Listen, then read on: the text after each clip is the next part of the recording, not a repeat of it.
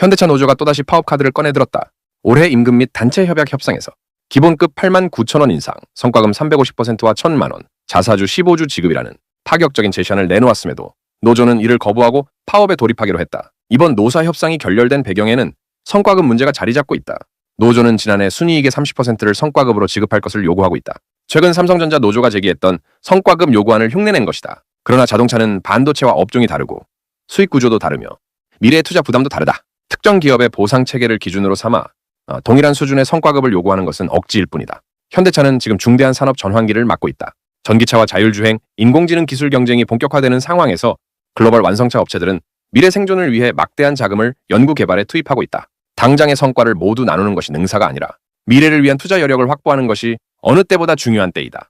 현대차는 지난해 영업이익이 감소했고 올해 상반기 판매 실적도 미국 테슬라, 중국 BYD 전기차에 밀려 부진한 것으로 알려지고 있다.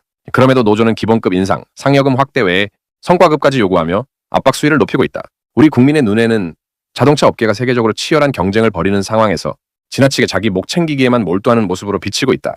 현대차 노조의 이러한 강경 노선의 배경에 민주노총과 금속노조의 투쟁 문화가 자리하고 있다. 현대차 노조는 전국 금속노조 총파업에도 동참하겠다고 밝혔다. 기업의 경영 현실과 미래 경쟁력보다는 조직의 투쟁 논리가 우선되는 모습이다. 대한민국 경제는 지금 저성장 국면에 접어들고 있다.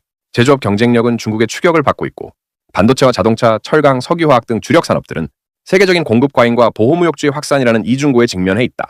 미국과 중국은 국가 차원에서 산업 경쟁력을 높이기 위해 총력을 기울이고 있는데 우리만 노사 갈등과 파업으로 시간을 허비하고 있다면 결국 국가 경쟁력 자체가 흔들릴 수밖에 없다. 한때 국내 대형마트 시장의 강자였던 홈플러스는 영국 테스코가 야심차게 육성했던 기업이었다. 그러나 회사 노조가 민주노총에 가입을 하며 강경투쟁 일변도로 나오자 수년간 이어진 경영환경 악화와 경쟁력 저하 속에서 결국 한국 시장 철수를 선택했다. 물론 홈플러스 매각의 원인을 민주노총 가입 문제 하나로 설명할 수는 없다. 온라인 쇼핑의 성장, 심야 영업 금지 등 다양한 요인이 복합적으로 작용했다. 하지만 민주노총의 개입으로 기업 경영의 유연성이 약화되고 노사 갈등이 반복되면서 경쟁력 회복이 더욱 어려워졌다는 점을 간과할 수 없다. 노동조합의 존재 이유는 회사를 상대로 투쟁을 벌이는 데 있는 것이 아니다. 노동자와 기업이 함께 성장하고 함께 생존할 수 있는 길을 찾는 데 있다. 민주노총은 기업이 성장해야 노동자도 성장할 수 있다는 가장 기본적인 원칙을 외면한 채 목적 달성을 위한 투쟁을 반복하고 있다.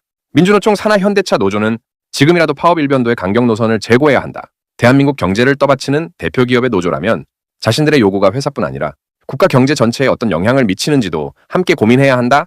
하지만 불행하게도 민주노총 산하 현대차 노조는 이런 충고에 일절 귀를 기울이지 않는다.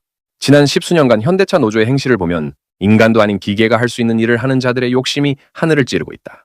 억대가 넘는 연봉을 받으면서도 매년 임금 협상 때마다 상습적으로 파업 협박을 계속하고 있다. 이제 회사는 이런 고질적인 폐단에 계속 끌려다니는 악순환을 과감히 끊어내는 결단이 필요하다. 인간 노동력에 대한 의존도를 낮추는 로봇 생산 공정 및 자동화 시스템을 조기에 전면적으로 도입할 시점이다.